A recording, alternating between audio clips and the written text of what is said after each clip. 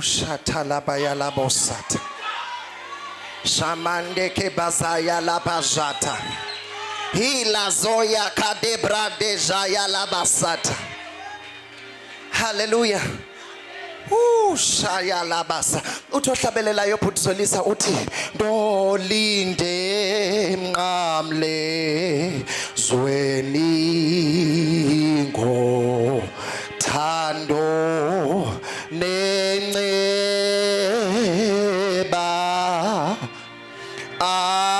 aphikwe zilokusa lindikhanyisela.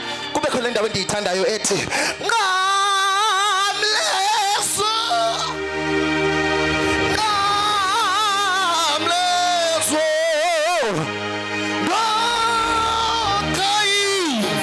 ndokhayisa nawe ndizwe ndizuzu shatakalabasa ekhaya ezulwini shalabasataka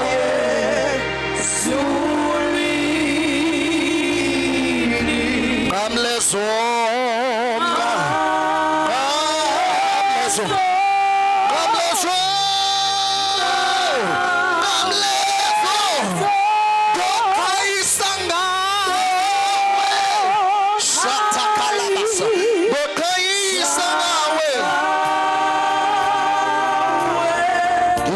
Zuzu pumlo shata mizuzu pumlo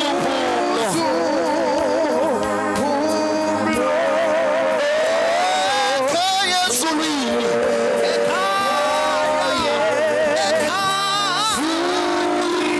asithola kumela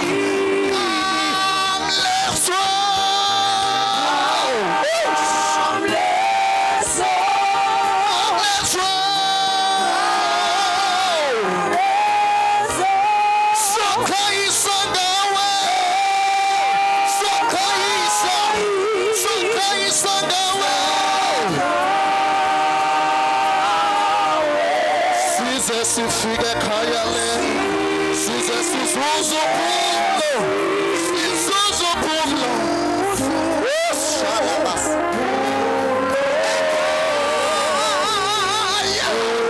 ekhaya ezulwini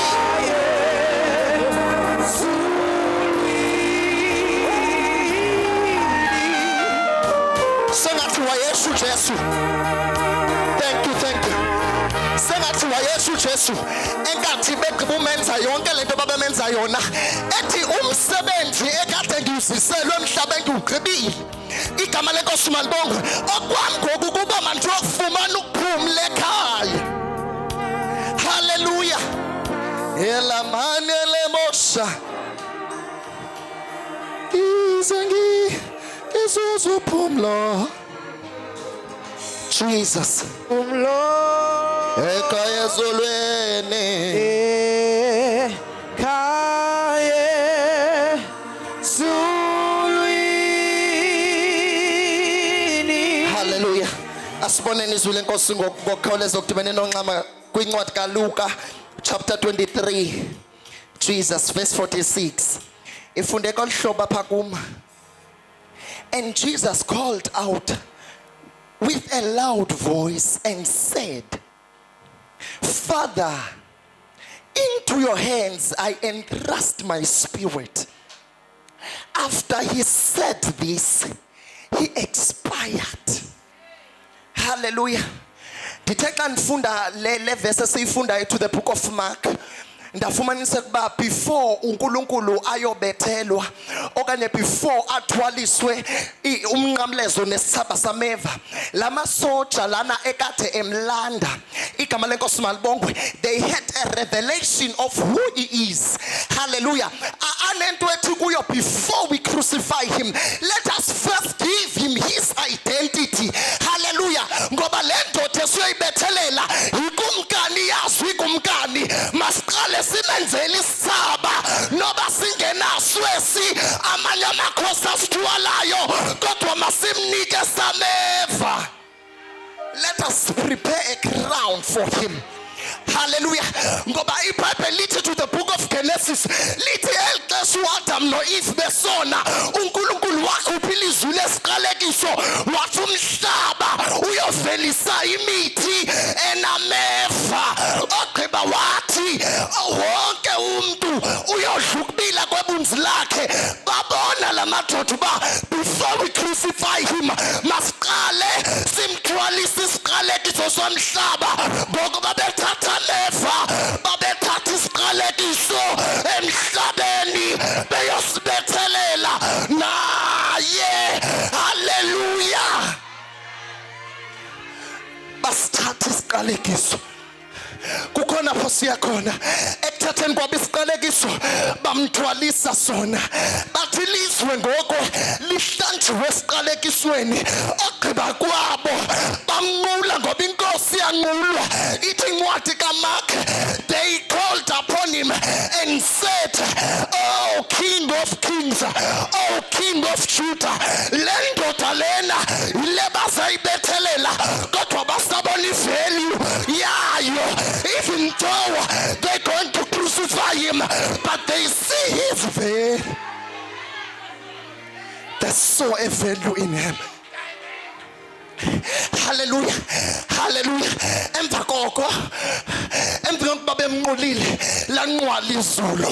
Nobunqulwa ngabangamnquli ngomoya nangenyaniso. Kodwa nethi baqale bathi Yahweh King of Kings. Izulu liyaphakama lime ngenyawo lingqinelane nabo ngoba le nkosi abayinqulayo inkosi ezisela uxolo. Uzisela uxolo lodwa. Hallelujah. Kukhona pho siyakhona baqala bambetha. Hallelujah. Ithi incwadi kaIsaya ikhuluma ithi ngemivumba yakhe saphiliswa. Ngokuba mbethayo abanamatrompeters bayaphiliswa. Ngokuba mbethayo abanezifo ngezifo bayaphiliswa. Bona babengayazi uba benza ntoni kodwa they were fulfilling the scriptures. Lithi iBhayibheli bambetha kwangenzeka into kodwa bathi boqala umbethe enhloko lampompoza igazi. Igazi eli before kwako emithethweni yoMoses kwakumele kuxhelwe imvu ihlambulule izono. Ngoba ligazi lemvana uthi othetha eBhayibhelini uthi bhekani nansi imvana naliwundlu elithwalayo lisuse izono zehlabathi ngegazi lakhe kwahlanjulula ilizwe. Ngegazi lakhe kwahlanjwa izono. Ngegazi lakhe kwaphiliswa halabash usalabas yanda kabada yavake berelebos yalapasa yandeke berelebos. Watu Pedros kwincwadi zemithetho andisiboni isono esifanele le ndoda. Mgoduseni nimsapho wayezalelwe khona mhlambi sikhona noba sinye isono abazasifumana. Bamgodusa wafika eGalili akwabonwa sono. Wadideka nokumkani wathi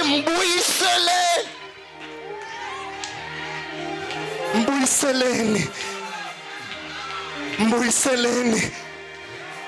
Uthi uButros xa ithethayo uthi ngelo xesha kwaqale kwaxolelaniswa ikumkani. Yayililizwi loqalelo Father uxolo phakathi kwekumkani nangona wayengekalikhuphi kodwa laliselibonakaliswa. Hallelujah. Lithi iBhayibheli ngakafika kuPetros lathi lizwe elibe lithi uBarnabas makabulawe lathi makathethelwe. Uxolo lwesibini akakayilo yofika emnqamlezweni kodwa seke lithethe ilizwi lokuqala.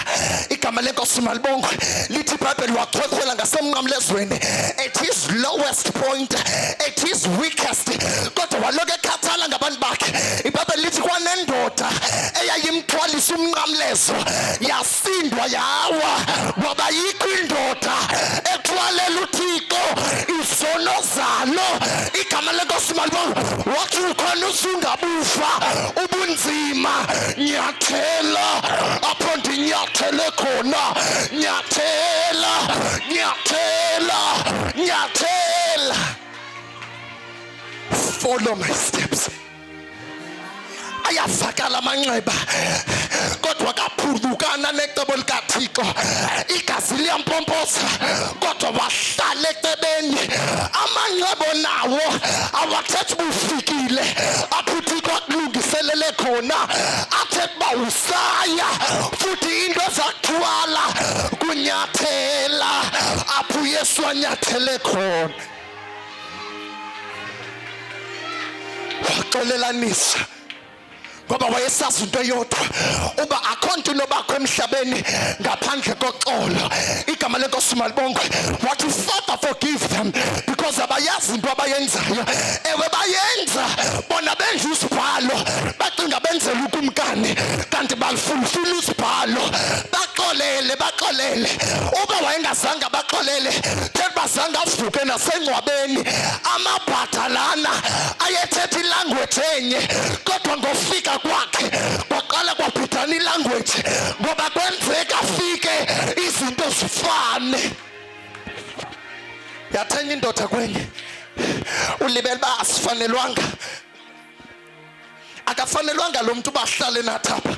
Sithi abonileyo ayinguye. Ke ngoku masithobe ogqiba lamemeza lathi kumkani uzobe nam ungikhumbule. Wathi namhlanje wasilibala izono zakhe, wasilibala into azenzileyo ngenxa yoxolo aqale ngalo. Lacima konke ngenxa yegazi lakhe elicime konke. Wathi namhlanje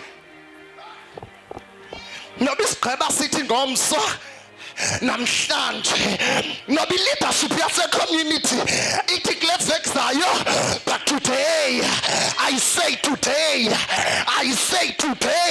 you will be with me in paradise. Siyavala. Hallelujah. Ogqiba kwakhe wamemezela ngoba wayeyazi batata uJohn lona kuthethwa ngaye apha indoda umama wakhe yisister kaMary lona, kodwa siva into ethethwayo ngaye eBhayibhelini uba umama wakhe wamthanda. Futhi noMaria lona asiva into eBhayibhelini ethi waba nexesha lehlala noYesu phambi koba afe. Makaqala alungise ibandleli lakhe alimise ndawoninye, alimise ezingqondweni. Wathi mfazi nankunyana nankunyoko izinto ezinzima ungabalekeli koPetrosi, ungabalekeli koHerode, balekela nanku. Because he said in the book of Jeremiah, you are like clay in the potter's hands. Ibandla xa lingeyiyo lento ayifunayo uyaliqhekeza alenze lento efunwa nguye. Ngalamzuzu sengathi wayehlele ezulwini ebumba ibandla elenza lento ayifunayo. Glory to Jesus. Glory to Jesus. Emva koko wamemeza. Xa simva eBhayibhelini udla ngothi uyise wena usezulwini, kodwa ngoku izinto xa zishubayo uyaqala uyithatha personal lento. Uthi Eloyi lamasaba kaThixo wam, nothi Thixo kaAbraham, nothi Thixo wam. Ngoba ngelinye ixesha khona ukuze uThixo abone ubusirious bakho, you have to take this thing uyenze yakho, udlule ebafundisini, uziyele ngokwakho. Ngoba iBhayibheli lithi lakazuka ikhuselo khona ukuze ubani nobani azingenele kwingcwele yengcwele. Ngoba ba uyelezela umfundisi uMchuta uzayibeka ngendlela efunwa nguye. Ziyele mntaka mama, ziyele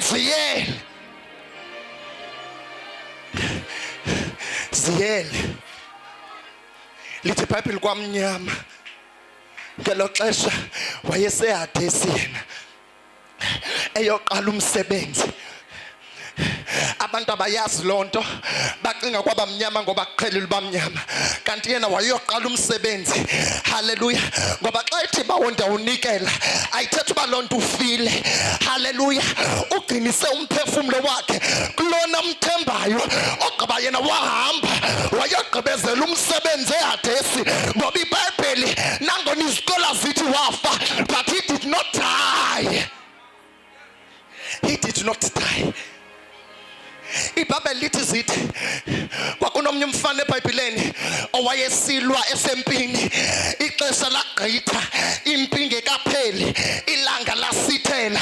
Ngoba igunya wayelinikeziwe, wakhomanda ilanga wathi, hey wena langa, I am not done here, hlalume njalo. iBhayibheli lithi ilanga lamagingci, ngoba le ndoda inikezwe igunya, naye wayenelogunya. Hiya lento kwaba mnyama, ogqiba wamemeza wathi nxaniwe. Abantu bacinga phansi ba wayinxanelwa amanzi, balibele bangubani le ndoda prophet, because this man is the rock of ages.